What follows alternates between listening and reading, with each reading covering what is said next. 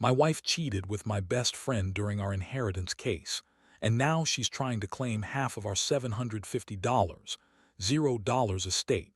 I discovered she manipulated the lawyers and forged documents after I caught her in bed with him. I never thought I'd be the guy to get like this, but here I am, sitting in my living room, trying to process how everything I believed about my marriage was just a lie. It all started with a seemingly innocent inheritance case that turned into the worst nightmare I could have imagined. One day, everything was normal. My wife, Lisa, was her usual bitchy self, throwing her snide comments, acting like she owned the world. But then little things started to change. She was more secretive with her phone, hiding it when I came close, and her attitude shifted from annoyed to outright defensive whenever I asked about her day. I noticed she was spending more time on her laptop late at night, and her excuses for being tired or busy sounded more and more hollow. It all came crashing down 2 weeks ago when I found her in our bed with my supposed best friend, Mark. I walked into our bedroom unexpectedly, expecting to surprise her with breakfast in bed or just say good morning. Instead, I caught her straddling him, both of them tangled up under the sheets. I saw her lips on his neck, her hands gripping him like she was trying to prove something. I froze, my stomach twisting, blood pounding in my ears. Mark looked up at me, caught just as I was. The shock was immediate. I felt like the ground had fallen out from under me. My wife, my partner, the woman I'd trusted for 10 years, was cheating on me with my best friend, and they didn't even bother to hide it. I didn't yell or scream right away. I just stood there staring at them, trying to process what I'd just seen. Lisa's face went pale, then red, then she started crying, trying to lie her way out of it. "It's not what it looks like," she blurted, voice trembling. "We're just talking, I swear. It's nothing serious." Mark and I cut her off with a sharp look. "You're fucking him, Lisa, don't lie." Mark looked guilty, but Lisa's eyes flashed with anger. She sat up, pulling the sheets around her and started spouting every excuse she could think of. "You don't understand, it's complicated. You're never around, always working, and Mark's just been there for me. It's not even about sex, it's about feeling something real for once." That was her favorite line. She always had some twisted way of justifying her actions. The worst part wasn't just the betrayal, it was how she twisted everything to make herself the victim. She made it sound like I was the one who was neglecting her, like I was the one who had no right to be upset. She said I was overreacting, that I was paranoid, that I was making a mountain out of a molehill. But I could see right through her lies. She's always been good at manipulating people, lawyer in the family after all. She's forged documents, manipulated legal papers, all to try to claim half of our estate's 750, zero worth. I found out because I hired a private investigator after I started noticing the odd charges on our bank account, the missing money, the strange deposits. Turns out she'd been secretly meeting Mark, planning her next move, trying to manipulate the inheritance to her advantage. That discovery hit me like a punch in the gut. I had been so busy trying to protect what we had, thinking I was doing right by her, and she was plotting behind my back. I found bank statements with suspicious transfers, emails where she coordinated with Mark about how to forge legal documents, and even a letter she'd forged claiming she was the sole beneficiary of the estate. It was like a slap in the face every time I uncovered another lie. I realized she'd been lying to me for months, maybe longer. All the signs were there, her late nights, her secretive phone calls, the way she avoided me when I asked questions, but I never wanted to see the truth. Now that I had, I felt like my entire world was crumbling. I confronted her again, this time with proof. I showed her the emails, the bank statements, the forged documents. Her eyes widened at first, then narrowed into a sneer. "You're crazy," she spat. "You're just jealous because I found someone who actually cares about me. You're so obsessed with your stupid inheritance that you're imagining things." I couldn't believe how she could lie so effortlessly, how she could turn everything into a game to manipulate me further. I was furious but also devastated. How did I miss all the signs? How did I let her get away with this? I'd always thought we had a good marriage. Turns out it was a carefully crafted illusion. I knew I had to do something. I couldn't let her take half of what I'd worked so hard for, our house, our savings, everything. But more than that, I had to stop her from destroying what was left of our life together. I started planning my revenge, quietly gathering evidence of her schemes, thinking about how I could expose her to the lawyers, to the authorities if needed. This wasn't just about the money anymore. It was about justice. I wanted her to pay for what she'd done, for the lies, for the betrayal, for trying to steal everything I had. It was a bitter pill to swallow, realizing that the woman I loved and trusted had been playing me for a fool all along. But I wasn't going to let her get away with it. Not without a fight. After I collected myself from that initial shock, I started digging deeper. I couldn't just confront Lisa with the evidence I had. I needed to be smart about this. I hired a private investigator, someone who specialized in financial crimes and infidelity. It took a couple of weeks, but eventually, I had enough proof to blow her whole scheme wide open. Bank transfers, forged signatures, emails planning the legal manipulation. Everything pointed to a well-orchestrated plan on her part. She'd been secretly working with Mark, plotting how to get her hands on the inheritance before I even suspected a thing. I remember the moment I sat down with the lawyer I hired. I felt sick, but also strangely relieved. Finally, I had the truth and I could act on it. But what I didn't expect was how quickly Lisa flipped the script. She started spinning her lies again, trying to turn the tables on me. "You're just jealous," she told the lawyer, her voice dripping with venom. "You think I'm after the money, but I swear, I just want to be happy. Mark makes me feel alive." She looked right into my lawyer's eyes and lied outright about everything. Said she was innocent, that I was paranoid, that Mark was just a friend who'd helped her through a rough patch. The audacity of her denial made my blood boil. I couldn't believe how manipulative she was. She's always been good at twisting reality, but now she was outright lying under oath, trying to manipulate the legal system to her advantage. She claimed that I'd been abusive, that I was neglecting her emotionally, that she was only with Mark because I was never there. It was laughable, considering I'd been busting my ass working to give us a better life.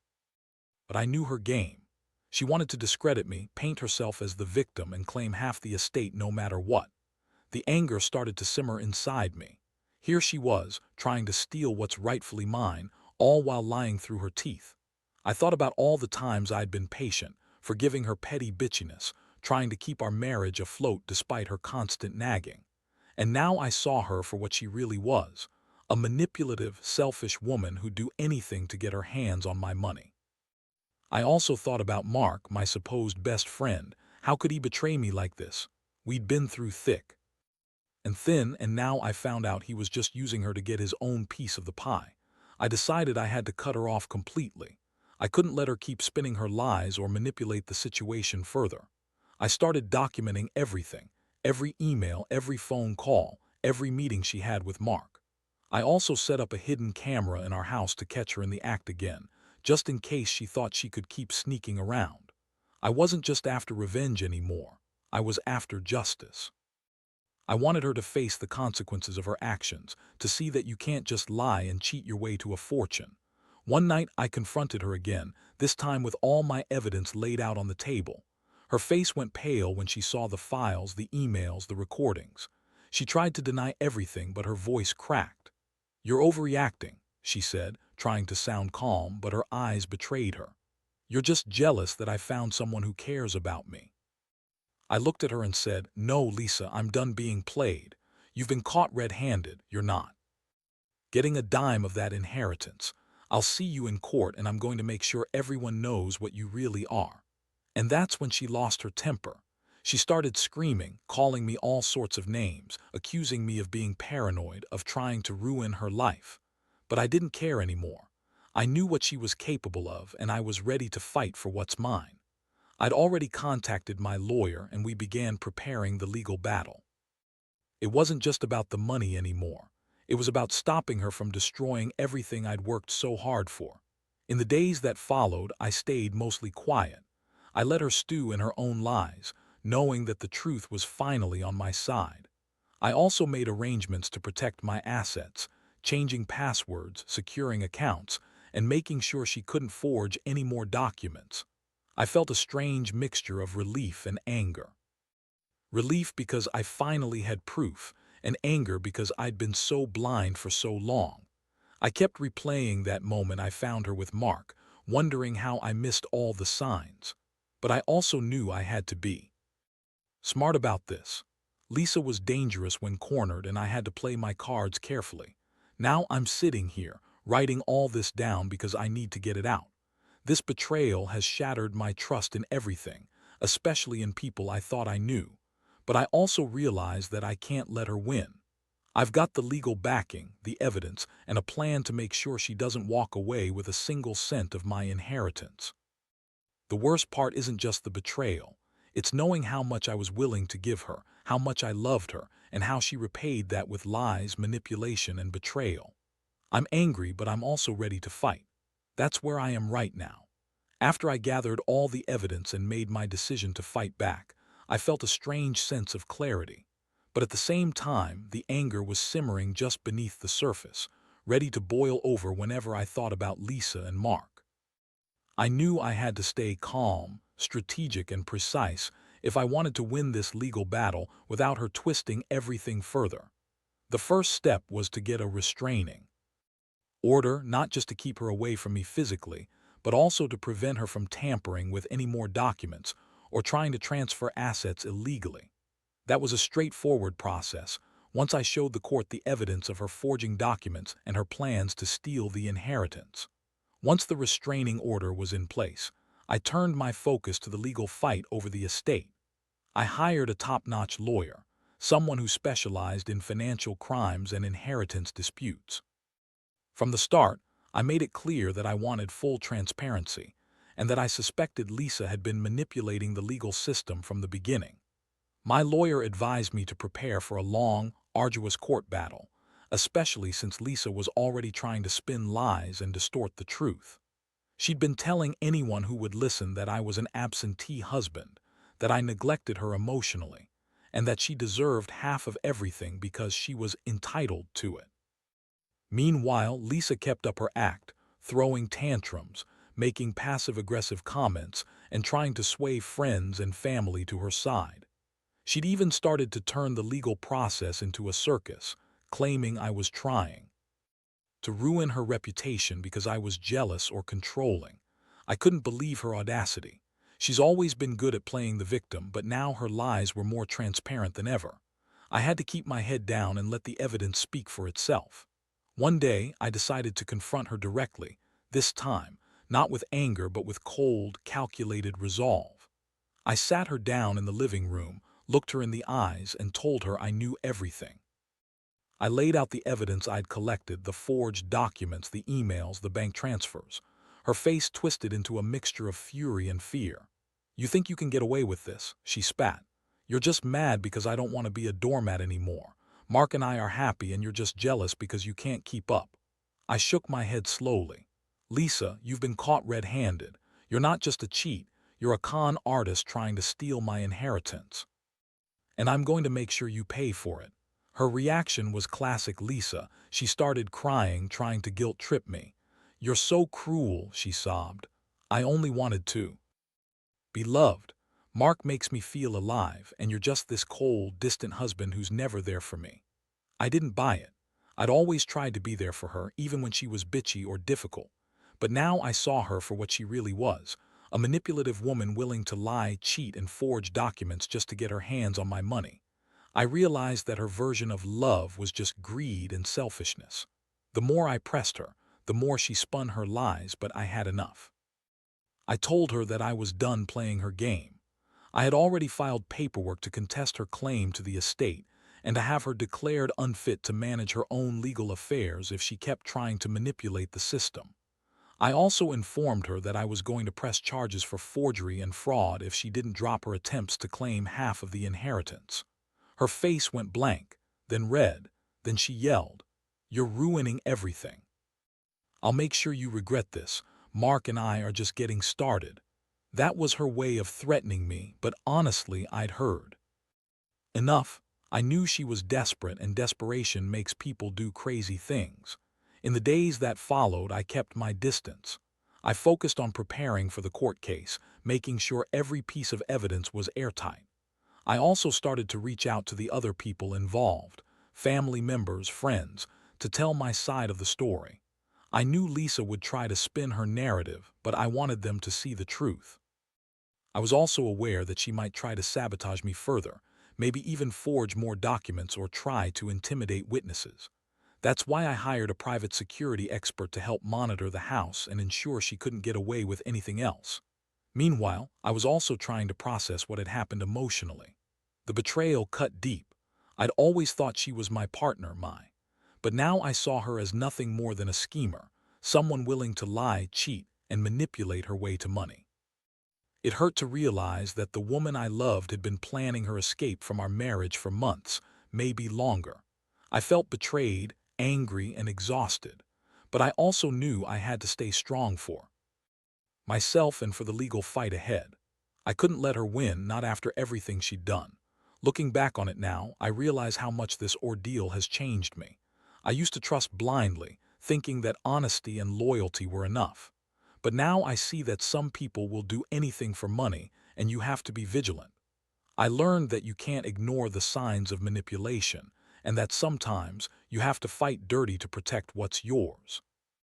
I'm not proud of what I've had to do, but I am proud that I'm standing up for myself. I know the road ahead is still long, but I'm more determined than ever to see this through, to make sure Lisa doesn't walk away with a penny of my inheritance, and to rebuild my life after the storm.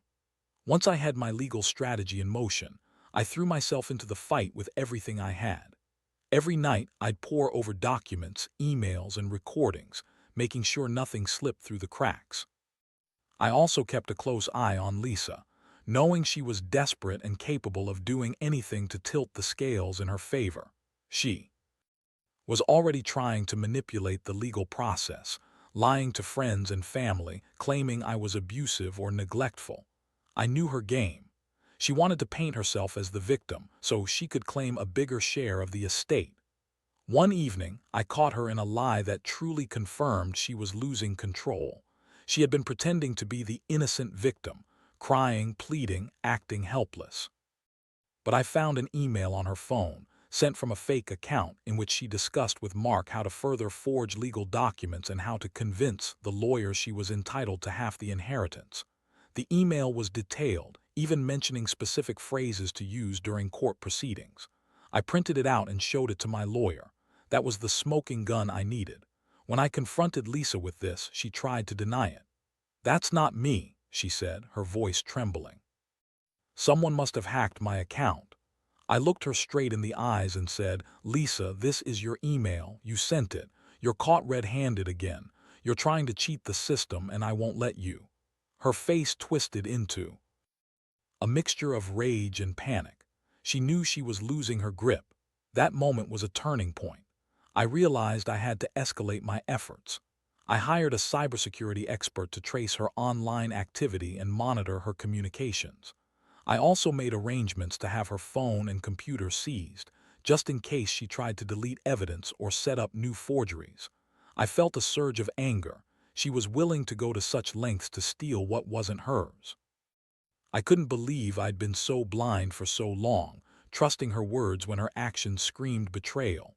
Meanwhile, I kept up the legal pressure.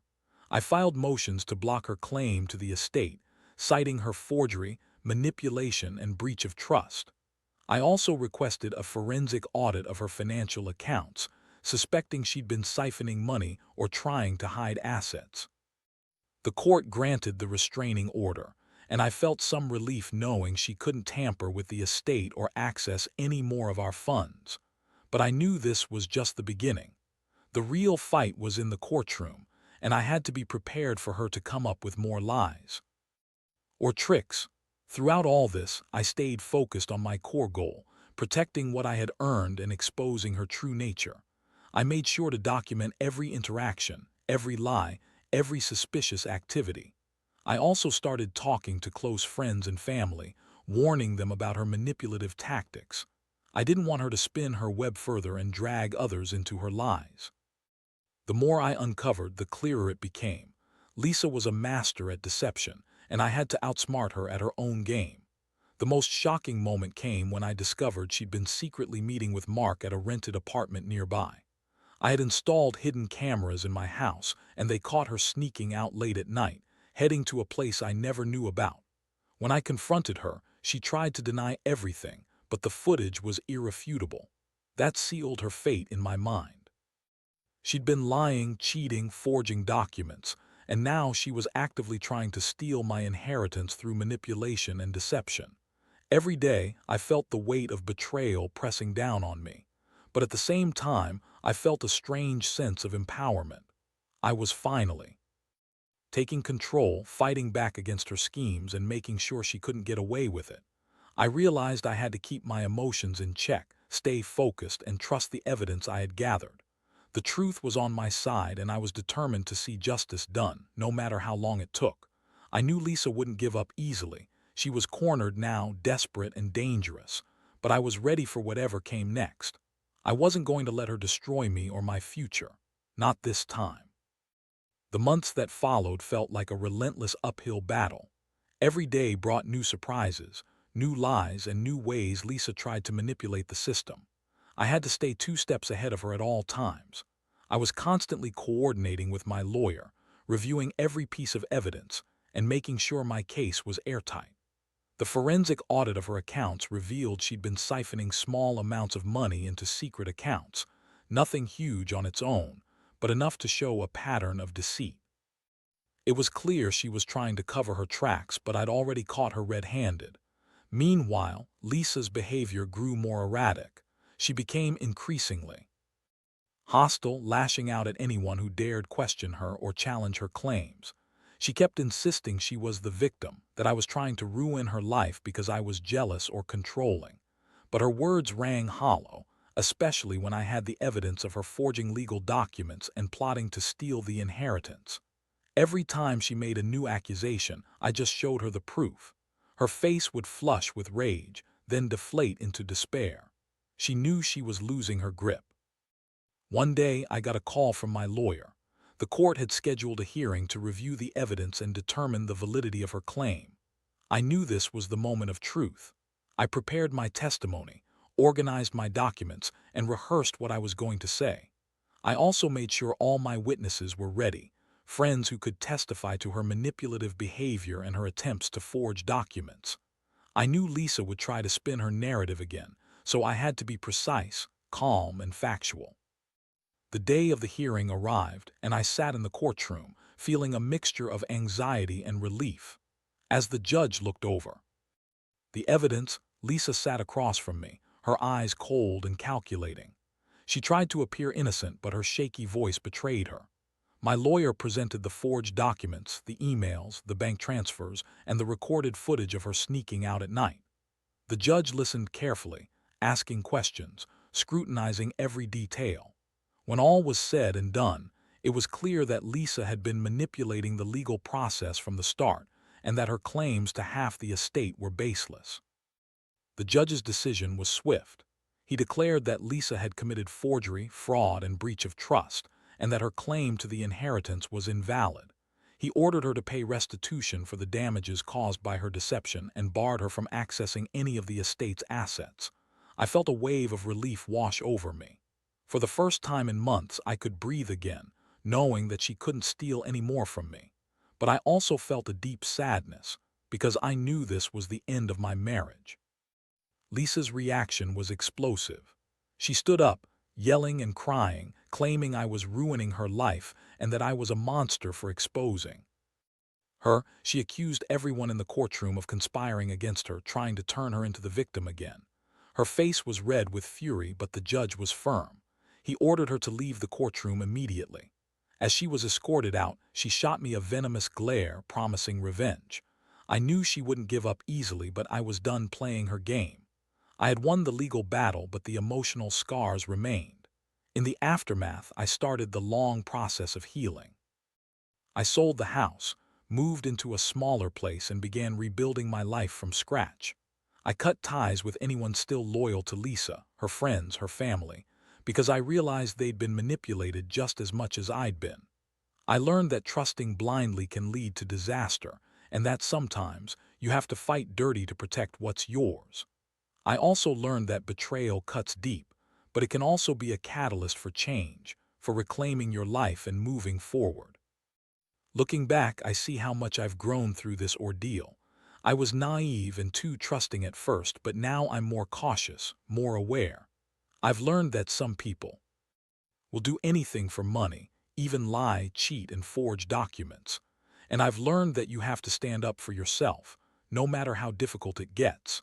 The pain of betrayal will never fully go away, but it can serve as a lesson. I still miss the woman I thought I knew, but I know now that I deserve honesty and respect.